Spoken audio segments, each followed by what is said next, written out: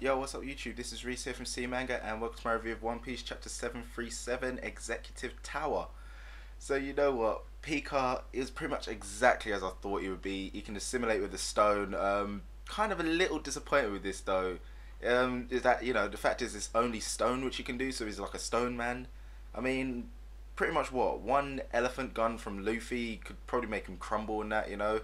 I would have thought it'd kind of like be a bit better if maybe he could assimilate with anything he touches. Sure, obviously they're saying like, you know, the whole kind of like castle is him now at the moment because he can assimilate with it, but still, it's one of them things. It's like Luffy's strong enough to crush stone, so yeah, I don't really see. I can't see him lasting too long, but I don't know. It might be one of them things like, okay, Oda's gonna overhype this guy, make him out like he's super strong, and then they basically take him out in a millisecond, like he's nothing. And it's like, oh my god, the Straw Hats are so strong. You know, one of them things. But anyway, before we really kind of like get any action from it, we basically end up switching to the Coliseum. And you know what? I'm not even complaining about it, you know. I think this is probably the highlight of this entire chapter. I friggin' loved it. It's like we basically get to see exactly what Sabbo can do. And it's like, hell yes. So, you know, straight off, obviously, like, Burgess, he's there showing off his strength. He, like, does a surge elbow, which is kind of like, it's kind of like an elbow, it's kind of like he's releasing air pressure from his elbow pad. And anyway, he basically like takes out one of the fighting fish, knocks it straight into the crowd, took him out. It's like he just basically took out like it was nothing, you know. To be honest though, I think out of all the finalists, these fish, they kind of obviously like mean nothing to them. It's like, oh please, these guys are nothing. The only one who probably might struggle with it, I'd say, is Rebecca. It's like, sure, she's got fast reflexes and everything, you know. But to be frank, I think that if it wasn't for Cavendish, like, you know, his alter ego coming out, I don't really know how she would have fared in her block. Because obviously Cavendish, once he kind of switched, he was when he took out everybody like it was nothing. And then it's just the fact that she was the only one who was fast enough to react and see him coming. That's why, obviously, you know, she actually got through. I know you could probably say, like, Bart, he might be one of them as well. You know, like, kind of like a bit of a lower kind of down guy. But at the end of the day, he's got the barrier fruit. So anything that comes at him, he can just like put up a barrier really quick, and then it'll just knock straight. All its strength will be knocked back onto it. So, in that sense, there he's kind of like got a perfect absolute defense. I'm not sure, like obviously, what the kind of limits are to it because he hasn't really gone into much on it. But you know, maybe his character might get developed further on. Maybe he could actually end up joining the Straw Hats because the way his character is at the moment, he does seem like a really funny guy. So maybe he could, and then we'll kind of get to see a bit more from him. But anyway, speaking of Rebecca. Yeah, the main fighting fish, the one with obviously the prize, the one with the mirror fruit on it, turns up, heading straight to take out Rebecca. Looks like it's gonna knock her the hell out, you know. So you see her there ready and waiting, just like, okay, I've got this. That is until Sabbo, he just literally he just makes his move, you know. The guy literally just jumps up onto his back with his like, oh, chain, that'll do. Up on his back, ready to do his thing. It's like Demonte, this guy now, he's trying to stop him. He goes to cut him with his long ass Sephiroth size sword. Sabbo, he basically just like blocks it and then shatters the sword in two. You know, this right there, I think that's kind of like a really good example of like to show like how strong Sabbo is. Because I mean, considering Diamante's ability, there's probably a good chance that he could have like reinforced that sword or reformed it from who the hell knows what.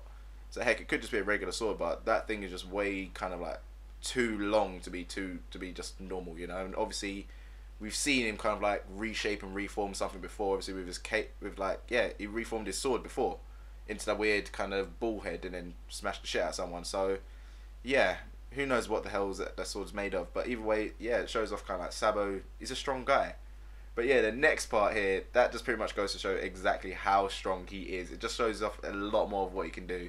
So yeah, Burgess, obviously seeing his little opportunities, is ready to take out both Sabbo and Diamante with another surge elbow. Sabbo now, the guy not only nullifies the attack, but he kind of like overwhelms it. The attack's called Dragon Talons. He shatters Burgess' armor. Oh god, this attack here, I have no idea what the hell it was. At first I was thinking, oh okay, yeah, something is like reinforced with Haki because obviously you see his hand go black. But then when you kind of like look at it really closely, it's like the black stuff that was on his arm, it kind of like travelled off of his arm onto Burgess's armor and then shattered it like that. So what the hell was that, you know? At first I was thinking, okay, Dragon Talon, so he probably just like put Haki around his hand and then just like palmed the friggin' thing and smashed it. But then when you actually proper hardcore look really close and where you see it travel, it's just a bit like, what the hell actually was that attack? So yeah, Burgess now is kind of pissed because it looks like his main weapon is gone. But anyway, before we can really get into anything more there, we basically end up going to the toy factory. We get to see Sugar's ability for the first time, which is pretty good. She ends up using it on Cavendish of all people. The process of how she turns them into toys now, it's a little bit strange. You know, in fact, it's like the way she does it was obviously she makes a contract, which is kind of like, I'm guessing, the whole rules that they're going to follow when they're a toy that they can't, you know, the absolute rules that they must follow. And then she kind of like just touches them, and then they transform just like that.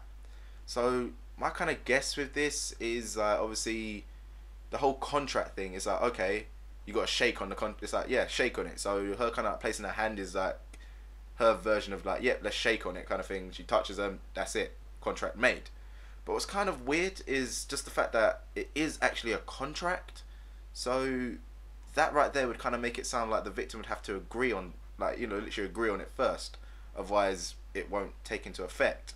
It's like, sure, oh god, what's his name? The drippy dude. I've forgotten his name already. But yeah, sure, like, obviously he had Cavendish held down, but, you know, still, I would have thought, like, being a contract, it'd have to be like, you know, confirmed handshake or verbally, yeah, okay. It's a bit kind of strange. I don't know. I think it's obviously just the fact that they called it a contract kind of just, it just kind of raises a few questions there, like, you know, what the heck? If it wasn't a contract, then it'll be like, oh, okay, simple. But the fact that she said contract, it's a bit like, okay, that's a bit weird. You know, obviously knowing the rules of work and contracts. But anyway, obviously last scene of this is Usopp and the gnomes. They finally made it and they're ready to put their plan into action. Basically, their plan is to place a super spicy seasoning disguised as a grape into Sugar's bowl, and then she's going to eat it, probably pass out or die from the pain because it's that super spicy. So yeah, this right here is a really, really, really silly plan, you know? It's like, it's kind of one of the things that had so much resolve. It's like, yeah, we're going to take her out, you know, we're going to kill her. And then it's like, how are you going to do it? With a super spicy thing. It's like, yeah, I'm going to make you eat wasabi, and then you're going to pass out from the wasabi, and then that's going to be my revenge. It's a bit kind of like, okay, it's a bit childish, yeah, I think that's the right word for it. But yeah, obviously the thing is at this point here, which they're at, I'm just going to see, obviously I'm looking to see whether or not this is going to succeed, because at this point here, I think the one person who like really, really needs this to succeed would have to be Mr. Soldier. Maybe once he's a human again, it will kind of like help him be able to fight Lao G to a draw or something, because yeah, either way at the moment he is getting his ass handed to him. So maybe once he's a human he'll have longer limbs and finally actually be able to make a strike or something stupid like that. Who knows what's going to happen there, but either way, Mr. Soldier, he needs some help because he's screwed.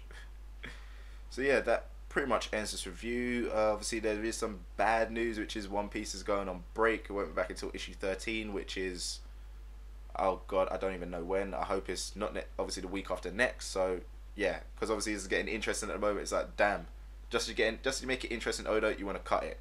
Hopefully when it comes back, it ain't gonna be kind of stale and then sticking to like Mr. Soldier's super sad, oh I must win. Hopefully it ain't gonna do that. Hopefully it'll go to something awesome like either the Coliseum or Luffy, Zoro, and Kinemon just taking out friggin' Pika, something like that. That'll be cool.